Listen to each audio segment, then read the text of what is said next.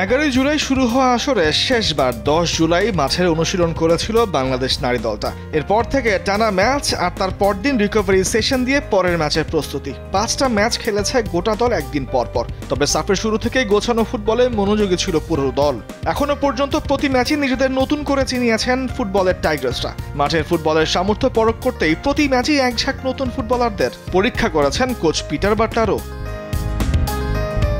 তবে নেপালের সাথে অলিখিত ফাইনালে পরীক্ষা নিরীক্ষার কোনো সুযোগ থাকছে না টিম ম্যানেজমেন্টের সামনে। জয় অথবা ড্র, তাতেই শিরোপল্লসে মাতবে বাংলাদেশ। আলহামদুলিল্লাহ সবাই দলের সুস্থ আছে। কালকের আসলে ম্যাচটা অনেক গুরুত্বপূর্ণ, কারণ নেপাল বাংলাদেশ ইন্ডিয়া মানে উত্তেজনা টান থাকে ম্যাচগুলোতে। আশা করছি যেভাবে ভালোটা দিয়ে শুরু করেছি শেষটাও ওভাবে ভালো করব।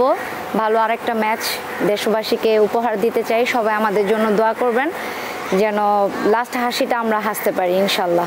লিগ পদ্ধতিতে আয়োজিত টুর্নামেন্টের প্রথম ম্যাচে নেপালের সাথে জিতলেও এই ম্যাচে নতুন করে শুরু করতে চায় বাংলাদেশ। গতি আর ট্যাকটিক্সের মিশ্রণে খেলতে চায় চোখ ধাঁধানো ফুটবল। নেপালকে নিয়ে পরিকল্পনা টোটালি হচ্ছে হেড কোচের, এটা ফলো আপে আছে টেকনিক্যাল দিকগুলো দিয়ে। আশা করছি কালকে আমাদের সবাইকে সে এটা আমাদের সাথে শেয়ার করবে, আর আমাদের হচ্ছে ব্যক্তিগতভাবেও সে মতামত নেয় যে তার প্ল্যানটা ঠিক আছে কিনা, বা আমরা যদি কেউ কিছু অ্যাড করতে চাই সেটাও সে এগ্রি করে।